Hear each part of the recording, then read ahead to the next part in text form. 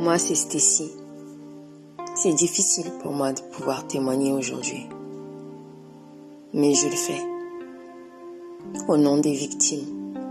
Et pour que ces tabous cessent. J'ai été victime de violences et de viols conjugales pendant 15 ans. J'ai longtemps été dans le déni. Car pour moi, ces actes étaient tout à fait normaux, dû à ma culture et à mon influence religieuse où la femme est réduite à presque rien. Accepter ces réalités ont été difficiles pour moi.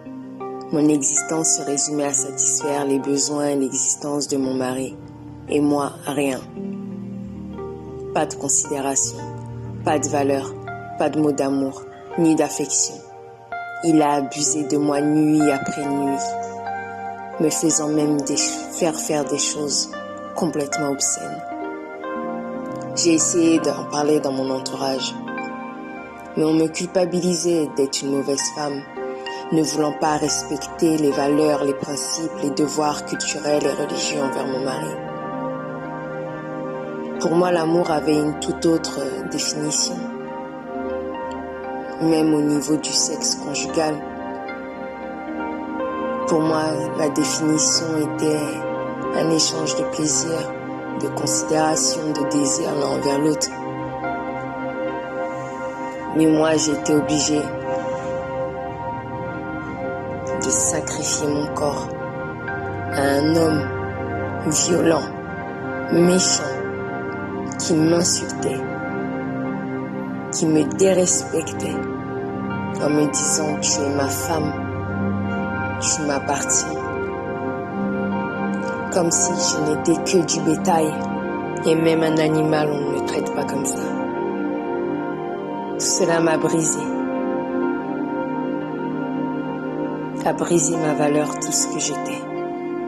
J'avais du mal à me regarder dans le miroir, à faire face à cette réalité, jusqu'au jour où j'ai décidé de changer, de tout arrêter, de tout plaquer et de fuir pour ma survie.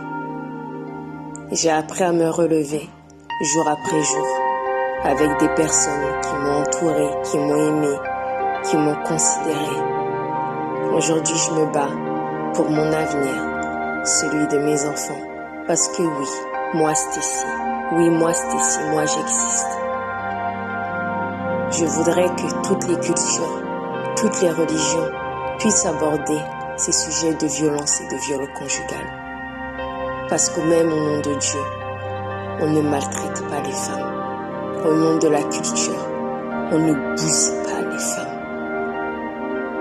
Je voudrais encourager toutes ces victimes à sortir du silence, à sortir de ces emprises qui détruisent leur vie avec des hommes qui sont manipulateurs et qui savent ce qu'ils font.